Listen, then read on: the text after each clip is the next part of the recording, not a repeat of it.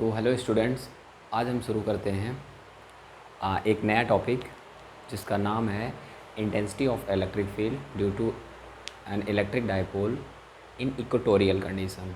It means कि आज हम सीखेंगे कि किसी इलेक्ट्रिक डाइपोल की वजह से उसकी एक्सिस से किसी एक्सिस से ऊपर या फिर नीचे, मीन्स उसके एक्सियल कंडीशन में नहीं, चाहे एक्सिस के ऊपर या नीचे किसी भी पॉइंट पे इंटेंसिटी ऑफ इलेक्ट्रिक फील्ड क्या होती है। तो शुरू करते हैं इसका अपना टॉपिक।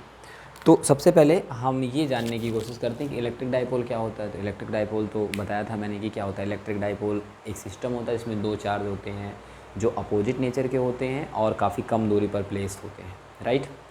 तो मैंने बताया था कि बहुत सारे ऐसे मॉलिक्यूल्स हैं जो कि इलेक्ट्रिक डाइपोल का बिहेवियर शो करते हैं, ठीक है। तो हमने कहा कि अगर हमारे पास कोई इलेक्ट्रिक डाइपोल एक्चुअली, तो हमने मान लिया कि हमारे पास एक इलेक्ट्रिक डाइपोल है जिसके चार्जेस -q और +q है। तो ये -q चार्ज और ये +q चार्ज ये काफ़ी शार्ट डिस्टेंस पे प्लेस हैं। तो ये काफ़ी शार्ट डिस्टेंस पे प्लेस है, राइट, 2l। तो इस इलेक्ट्रिक डाइपोल की वजह से हमें इंटेंसिटी ऑफ इलेक्ट्रिक फील्ड निकालनी है। एक्चुअली जो इंटेंसिटी ऑफ इलेक्ट्रिक फील्ड होगी वो किसी पॉइंट चार्ज की वजह से होगी यहाँ पे फ़िलहाल। तो वो पॉइंट चार्ज कौन है? हमारे इलेक्ट्रिक डाइपोल के ही चार्जेस।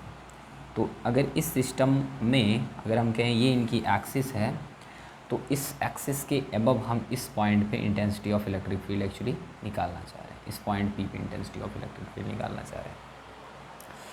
तो इसके लिए थोड़ा सा हम ये देखते हैं कि इसके ये परपेंडिकुलर इक्वेटोरियल कंडीशन पे है। मींस कि यहाँ से परपेंडिकुलर ये r डिस्टेंस पे पॉइंट है इसके मिड पॉइंट से। मतलब इलेक्ट्रिक डाइपोल जो है, इलेक्ट्रिक डाइपोल अगर हम इसको मानते हैं कि ये AB है, तो इलेक्ट्रिक डाइपोल में ये पॉइंट, इसका मिड पॉइंट M हमने माना, तो M से इट मीन्स ये भी LL हो जाएंगे, ठीक है। और ये डिस्टेंस R है। P पे हमें बताना है कि इंटेंसिटी ऑफ इलेक्ट्रिक फील्ड कितनी होगी। तो इसके लिए सबसे पहले हमें जानना पड़ेगा कि ये R है और ये डिस्टेंस L है, ये भी डिस्टेंस L है, क्योंकि जो हमारा इलेक्ट्रिक डाइपोल होता है उसके बीच की डिस्टेंस 2L होती है। तो इस पॉइंट चार्ज की वजह से यहाँ पे कुछ इंटेंसिटी ऑफ इलेक्ट्रिक फील्ड होगी और इस पॉइंट चार्ज की वजह से भी यहाँ पे कुछ ना कुछ इंटेंसिटी ऑफ इलेक्ट्रिक फील्ड होगी। और ऑफ कोर्स सिमिलर होगी पर डायरेक्शन अपोजिट होगी, क्योंकि प्लस चार्ज की वजह से जो इंटेंसिटी ऑफ इलेक्ट्रिक फील्ड होती है एक्चुअली वो आउटसाइड होती है, और माइनस चार्ज की वजह से जो इंटेंसिटी ऑफ इलेक्ट्रिक फील्ड होती है वो होती है हमारी इनसाइड होती है। तो अगर +q की वजह से यहाँ पे E1 है इंटेंसिटी ऑफ इलेक्ट्रिक फील्ड और इसकी वजह से E2 है। चलिए हम फिगर मिटा के बड़ा सा बनाते हैं थोड़ा सा।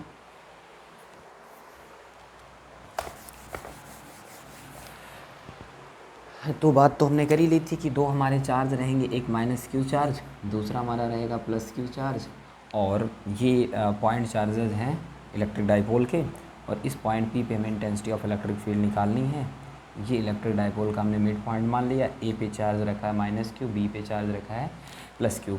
तो इस +q की वजह से इस पॉइंट पे इंटेंसिटी ऑफ इलेक्ट्रिक फील्ड क्या होती है? तो हमने बनाया था कि जिस पॉइंट पे हमें intensity of actually electric field निकालनी हो, सबसे पहले इसे हम इस पॉइंट में हमें निकालनी थी, हमने इसको जोड़ दिया, इसको हमने इससे जोड़ दिया इस पॉइंट P से। तो इसकी वजह से यहाँ पे कितनी होगी, इसको भी सबसे पहले आप जोड़ दीजिए। अब देखिए अगर प्लस चार्ज है तो इंटेंसिटी आउटसाइड हो जाएगी, तो दिस इज़ E1, और अगर माइनस चार्ज है तो इनसाइड टुवार्ड्स द चार्ज हो जाएगी, दिस विल बी E2। आप समझने की कोशिश कीजिए कि किसी भी पॉइंट चार्ज की वजह से अगर वो पॉजिटिव चार्ज है तो इंटेंसिटी ऑफ इलेक्ट्रिक फील्ड उससे बाहर की तरफ होती है, और नेगेटिव चार्ज है तो उसी चार्ज की तरफ होती है। तो ये हमारी डायरेक्शन हो गई कि ये इंटेंसिटी ऑफ इलेक्ट्रिक फील्ड की डायरेक्शन है जो माइनस चार्ज की वजह से, -q की वजह से, और ये हमारा है +q की वजह से। हाँ, यहाँ थोड़ा सा ये है हमारा कि ये पॉइंट हमारा जो है यम है, राइट। और अब थोड़ा सा फिगर में नहीं लग रहा, आप मान लीजिए कि ये डिस्टेंस भी L है और ये डिस्टेंस भी L है, ठीक है, क्योंकि ये इक्वेटोरियल कंडीशन में है। तो अगर हम बात करें इन एंगल्स को भी हम कुछ नाम दे दे रहे हैं, थीटा, तो ये भी हमारा कितना हो जाएगा, थीटा। क्यों? क्योंकि अगर ये R है और ये भी L है, और इस वाले ट्रायंगल में ये R है और ये भी L है, तो ऑफ कोर्स ये एंगल यहाँ पे ये 90 हो जाएगा। तो दोनों हमारे हो जाएंगे कॉन्ग्रुएंट। तो दिस इज़ वाई ये इक्वल हो जाएगी ये डिस्टेंस और ये वाली डिस्टेंस भी। तो वैसे भी पाइथागोरस अगर हम इसमें अप्लाई करें तो ये वाली डिस्टेंस हमारी हो जाएगी r square plus L square, और ये वाली डिस्टेंस भी हो जाएगी r square plus L square. ठीक है, तो हमारा यहाँ पे धीरे धीरे लॉजिक सेटअप हो रहा है कि कोई भी इलेक्ट्रिक डाइपोल जिसके चार्जेस माइनस क्यू और प्लस क्यू हैं, उसकी वजह से हमें पॉइंट पी पे intensity of electric field find out करनी है। तो इस नेगेटिव चार्ज की वजह से इंटेंसिटी इसी की तरफ होगी, इस पॉजिटिव चार्ज की वजह से intensity of electric field outside होगी। और हमने ये मान रखा है कि ये पॉइंट जिसमें हमें इंटेंसिटी ऑफ इलेक्ट्रिक फील्ड निकालनी है इलेक्ट्रिक डाइपोल के इक्वेटोरियल कंडीशन में, मतलब इलेक्ट्रिक डाइपोल्स की मिड पॉइंट से आर डिस्टेंस पे परपेंडिकुलरली, राइट। ये एंगल 90 है, फिगर में नहीं लग रहा पर आप इसको एज्यूम करिए कि थोड़ा ये 90 डिग्री, राइट। तो हमें सारी चीज़ें क्लियर हो गई। अब अगर हम इसका इस पॉइंट पे intensity of electric field E1 इस साइड है, E2 इस साइड है, तो ऑफ कोर्स हम चाहेंगे कि इसके net intensity of electric field क्या होगी। तो इसकी वजह से हमें इसका दो वेक्टर का जो रिजल्टेंट होता है उसका फार्मूला लगाना पड़ेगा। तो उसके लिए हम एक काम करते हैं कि थोड़ा सा इसका डायग्राम बना लेते हैं, इसको रफ करके बड़ा सा।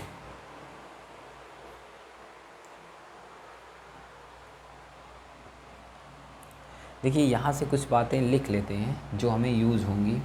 जैसे यहाँ से कॉस थीटा की वैल्यू हम निकाल सकते हैं। कॉस थीटा क्या होगा, इस ट्रायंगल में, किसी एक ट्रायंगल में अगर हम कॉस थीटा बताएं, जैसे AMP में जो कॉस थीटा होगा बेस अपान हाइपोट्यून। तो बेस हमारा हो गया L और हाइपोट्यून हो गया हमारा r square plus L square. मान लिया हमें साइन थीटा की भी ज़रूरत लग सकती है तो यहीं से निकाल लेते हैं हम। ये स्पेशली हो जाएगा r upon under root r square plus L square. ये किसी भी ट्रायंगल में आप निकाल सकते हो, चाहे आप PMA में निकालो या PMB में निकालो, ठीक है। अब हम अच्छा एक और बात, इसकी वजह से जो इंटेंसिटी ऑफ इलेक्ट्रिक फील्ड होगी E1, तो जो E1 होगी वो कितनी होगी, that will be equal to 1/4πε0। ये चार्ज हमारा Q और बीच की distance R square plus L square, इसका होल स्क्वायर, ठीक है। ये रेडियली आउटवर्ड होगी from direction in BP direction में होगी ये। और E2 किस में होगी, E2 भी सेम ही होगी 1/4πε0, और ये हो जाएगा Q/r square plus L square और इसका होल स्क्वायर। अच्छा, इसकी डायरेक्शन क्या होगी, ये PA डायरेक्शन में हो जाएगी, लेकिन ये BP डायरेक्शन में हो जाएगी। तो हमने फ़िलहाल यहाँ मैग्नीट्यूड लिख दिए हैं कि इंटेंसिटी ऑफ इलेक्ट्रिक फील्ड के मैग्नीट्यूड्स कितने हैं, और यहाँ आप देख रहे हो ये दोनों बराबर हैं, ठीक है। अब इससे हम थोड़ा सा बड़ा फिगर बनाने की कोशिश करते हैं।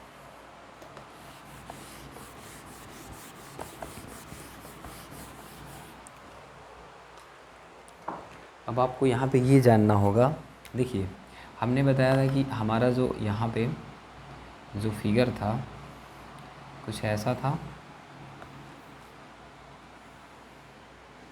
जी हमारा इस तरह से था, इस पे E1 इस साइड था और E2 हमारा इस साइड था, ठीक है।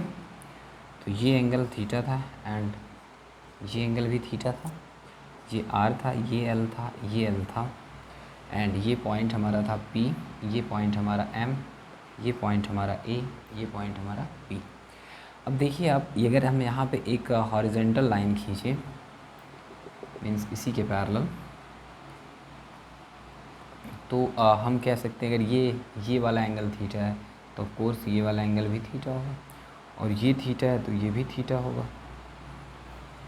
तो यहाँ पे जो E1 और E2 के बीच का एंगल एक्चुअली, E1 इस डायरेक्शन में है और E2 इस डायरेक्शन में, इनके बीच का जो एंगल है वो 2 थीटा है।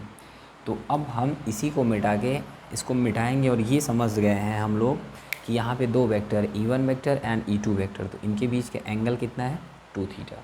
तो हम इसमें फार्मूला लगा सकते हैं रिजल्टेंट ऑफ 2 वेक्टर का। तो अब आप देखिए,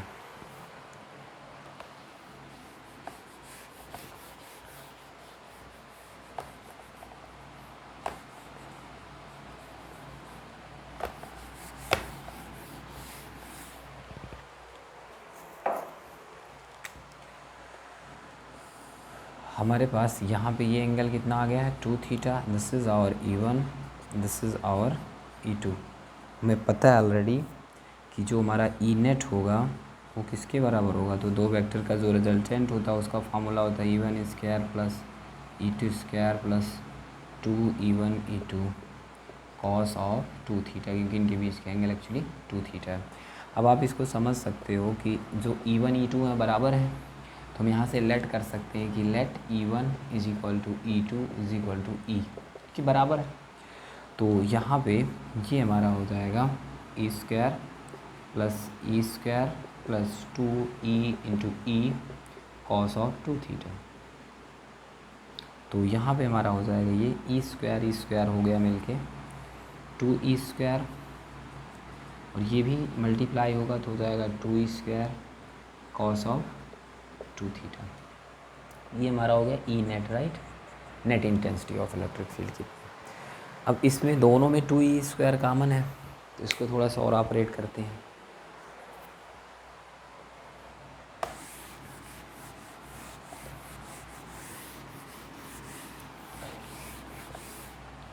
तो अब देखिए, अब यहाँ से E net is equal to, थोड़ी सी मैथ लगा देते हैं, 2E स्क्वायर कॉमन ले लिया तो हो गया 1 प्लस कॉस 2 थीटा। देन ये ई नेट इज़ इक्वल टू, अब यहाँ से हमारा बाहर हो गया ई और अंडर रूट में हो गया 2, इसको थोड़ा सा ब्रेक कर देते हैं 1 प्लस कॉस 2 थीटा को। Cos 2 theta can be written as 2 cos square theta minus 1, right. तो यहाँ से ये कैंसिल हो जाएगा। अब पढ़े होगे बेसिकली कॉस 2 थीटा का एक फार्मूला कि this is equal to 2 cos square theta minus 1, बस मैंने यही सब्स्टिट्यूट कर दिया इसकी जगह। तो ये इसकी जगह हमने रख दिया वो चीज़ 2 कॉस स्क्वायर थीटा माइनस, तो 1 कैंसिल आउट हो गया, और यहाँ से हमारा हो गया ई नेट। तो देखिए 2 2 ज़ा 4, तो ये हो जाएगा under root 4 cos square theta. 4 cos square theta का आप स्क्वायर रूट ले लोगे तो हो जाएगा E into 2 cos theta, that is 2E cos theta. तो हमारा ई नेट कितना आ गया, ई नेट आ गया 2E कॉस थीटा। बस अब कंप्लीट है, कुछ नहीं करना, ई की वैल्यू रखनी है और कॉस थीटा की वैल्यू रखनी है। तो आप नोट करिए इसको।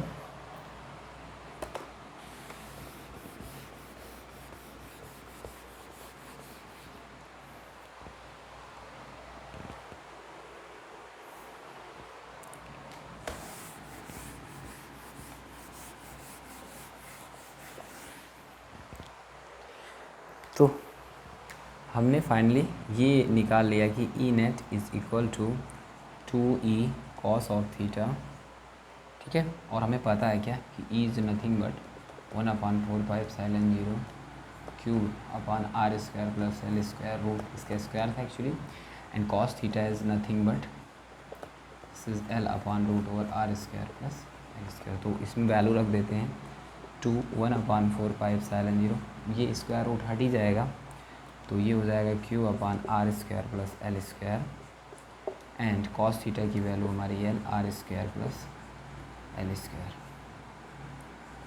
ठीक है।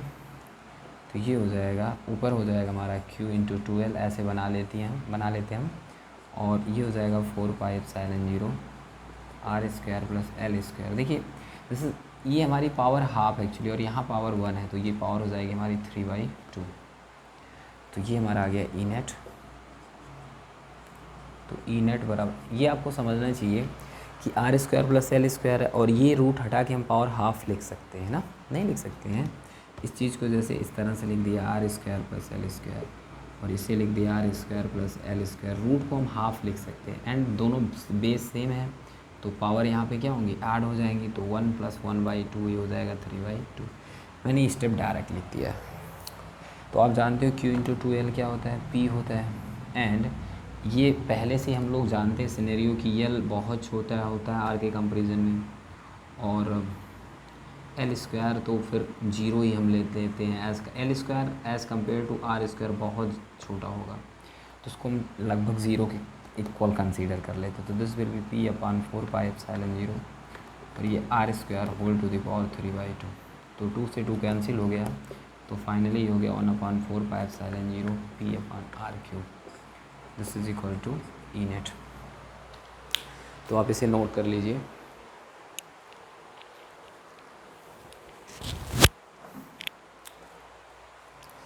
तो ये हमारा हो गया intensity of electric field due to an electric dipole in equatorial condition.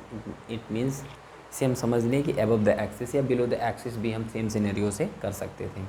अब यहाँ पे प्रॉब्लम कहाँ पे हो सकती है, ये सारा तो क्लियर है कि किसी पॉइंट चार्ज की वजह से इंटेंसिटी ऑफ इलेक्ट्रिक फील्ड कितनी होती है। ओके, डायरेक्शंस यहाँ पे इंपॉर्टेंट है दिखाना कि ये जो प्लस चार्ज है इसकी वजह से इस साइड में मतलब यहाँ पे प्लस चार्ज था तो रेडियली आउटवर्ड, और नेगेटिव चार्ज की वजह से radially inward. Second thing is थोड़ा सा कैलकुलेशन आनी चाहिए कि जो हमने फिगर बनाया इसमें सारी डिस्टेंसेस सेम थी, मतलब P से यहाँ B की डिस्टेंस, P से A की डिस्टेंस, तो दिस इज़ वाई हमने एंगल सेम लिया था। और फिर इसके अलावा कॉस थीटा कैलकुलेट लिखा था हमने वहाँ से कि क्या होता है।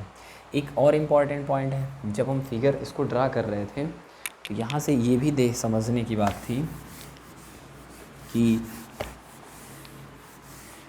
यहाँ अब आप पूछोगे कि सर जब आपने इस डेरिवेशन को इससे किया तो ये हमारा इस साइड E1 था, इस साइड हमारा E2 था, और हमने एक ऐसे हॉरिजॉन्टल लाइन खींची, ये एंगल थीटा था और ये एंगल थीटा था। यहाँ जो मैंने लिया था ये एंगल थीटा, क्योंकि ये पैरेलल है इसके और कोई भी ऑब्लिक लाइन कट करती है तो ये एंगल आपस में क्या होते हैं, बराबर होते हैं। इन्हें हम क्या कहते हैं, अल्टरनेट एंगल्स, और नहीं इन्हें करिस्पॉन्डिंग एंगल्स कहते हैं। ये इसके करिस्पॉन्डिंग हो जाएगा और ये इसके अल्टरनेट हो जाएगा। इस तरह से हमने इसको बराबर कर लिया। तो अब मिला कि ये थीटा थीटा क्या हो गए, 2 थीटा हो गए। तो यही चीज़ थी जो मैंने इस तरह से बना दिया कि E1 और E2 के बीच का जो एंगल होगा वो 2 थीटा होगा। हाँ, एक और था यहाँ पे जो हमने यूज़ किया था कि cos 2 थीटा का फार्मूला आप पढ़ते आ रहे होंगे, ये होता है 2 cos स्क्वायर थीटा माइनस 1। तो ये सब आपको पता रहना चाहिए, फिर आप इस डेरिवेशन को इजीली लिख सकते हैं। तो आप इस डेरिवेशन को 2 बार 3 बार बार बार इसको ट्राई करिए जब तक कि आपके समझ में ना आ जाए। Thank you for watching.